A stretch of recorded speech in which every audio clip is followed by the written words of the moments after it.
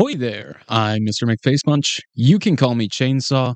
Let's talk about the in-world texts of Dragon's Dogma. Him who knows that I know what he seeks to know, knows it well, while he who knows not what I know, or know not.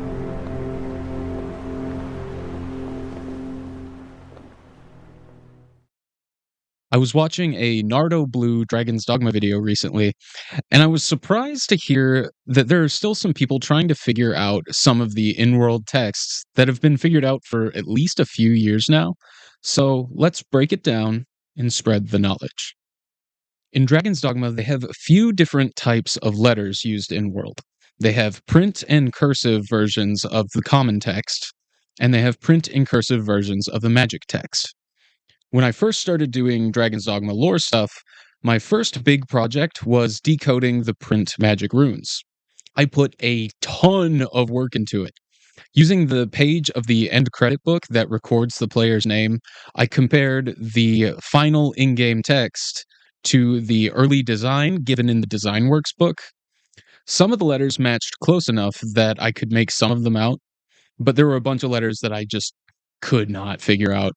After finding one sample that was made almost entirely of those matching letters, I found that the samples on that page were all names of people who worked on Dragon's Dogma. So I was able to use the few letters I could recognize along with the credits of the game to fill in the missing characters. After a long effort, I filled out the page, got all the names, and I made this little image to lay out all the characters. I felt like big brain puzzle solver sleuth man, the epitome of turbo brain gigathinkers, the shining example of intellect and wisdom.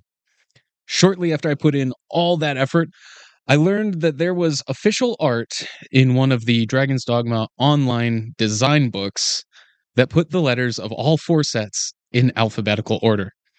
So all that work was basically for nothing, and I was actually just a goofy nerd. Oh well, I had fun either way. Let's take a look at that official art. When I saw it, I instantly knew what it was because I'd been working at decoding the text, so it was familiar. But when I've shown it to some people thinking they'd get it right away, they couldn't make heads or tails of it.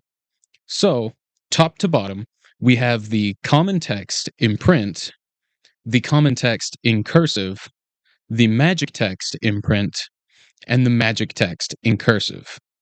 You may occasionally hear me refer to the print version of the magic text as ancient runes.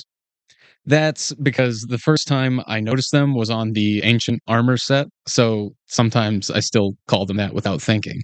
Anyway, in each set of text, we have a group of placeholder text. Interestingly, this placeholder text is the same that's found on the Riftstones in Dragon's Dogma 1, but they changed the text on the Riftstones in Dragon's Dogma 2. It's still just placeholder text, though. It doesn't really say anything, but in the Dragon's Dogma 1 version, there is a shadow of a message, kind of. It says something close to, "We give people in the design community," and then it trails off into random letters. But the significant part of this official art is the red letters at the bottom right of each type of text. The red letters are all the letters in alphabetical order, taking all the guesswork out. I was happy to discover that I did, in fact, decode the print magic runes correctly, even though my work was unnecessary. I simplified it in this ugly but functional little graphic to make it easier to read, which has come in handy for me because there are cute little hidden messages all over the place in Dragon's Dogma 1 and 2 that use these texts. Let me hit you with a few examples. Let's start with Dragon's Dogma 2. In Dragon's Dogma 2, the potion bottles have print common text that says "Gabu Gabu no Meru." That doesn't sound like English because it's not. It's Japanese. Gabu Gabu is an onomatopoeia similar to like glug glug. Nomaru mean no Nomaru. Say it real hard, American. Nomeru means to drink. So Gabu Gabu Nomeru means something like chug it down. So I think that's cute. Also, a few of the robes have the print magic text that have the names of other Capcom games in them. If we look at this one, we see Monster Hunter World, Resident Evil 2 Remake, and Devil May Cry 5. When you charge a spell in Dragon's Dogma 2, the spinning circle of cursive magic runes actually say Dragon's Dogma Magic, my favorite spell.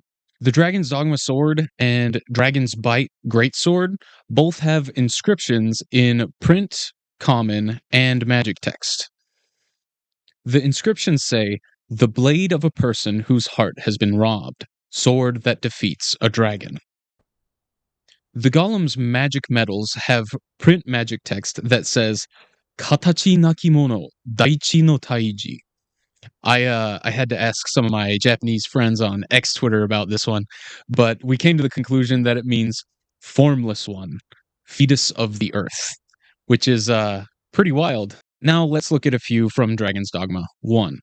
In Dragon's Dogma 1, in the main menu, when you click on an option, the normal text fades and you see a fiery flicker of the print magic text. Most of the texts just repeat what the option is, but the speedrun mode and hard mode use the original Japanese instead of the localization. So speedrun mode is time attack mode, and hard mode is hard challenge mode. In the character creation screen, you see cursive magic text spinning in circles in the background. Those circles are made up of the words Dragonforged, Beyond the Rift, and Seneschal. The letter that is shown when you leave a pawn review has cursive magic runes at the bottom that say thank you, which is nice. Also, a nice little touch that's easy to overlook is the little dark symbol on the seal. I love that kind of stuff. Okay, this one is one of my favorites. We discussed earlier that there was a page with developer names in the print magic text. That's neat on its own. But if you look at the area where your name goes, before your name burns onto the page, there's some faded text before it. That faded text is, in fact, a hidden message. It says, "Find the beetle." That seems kind of random, but there's a story behind hidden beetles. Eiichiro Nishimura has worked as a motion director slash character animator and is known to hide beetles in the games he works on. He's hidden beetles in RE4, God Hand, as well as Bayonetta 1 and 2, and a ton more.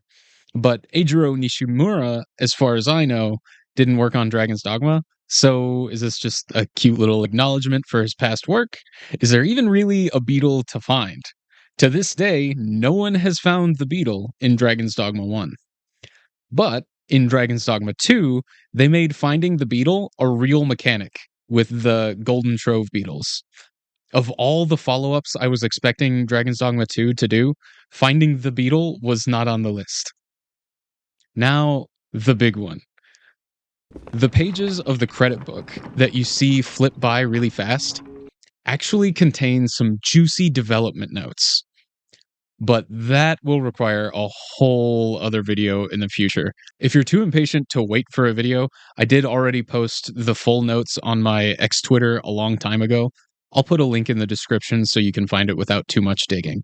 These examples aren't an exhaustive list by any means. There are a lot more that I didn't list, and I'm sure there's still a lot that I just haven't even found yet. Dragon's Dogma is a game that begs to be dug into deeply, and unfortunately, a lot of people stay at the surface. So, get out there and get digging. One last thing before we wrap up. While this video covers most of the different texts found in game, there is one new set of text that hasn't been decoded yet.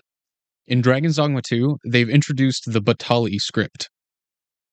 You can find it in all sorts of places in Batal, but there hasn't been a Dragon's Dogma 2 DesignWorks book to give us a cheat sheet yet.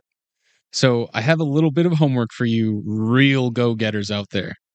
One is to find the beetle in Dragon's Dogma 1.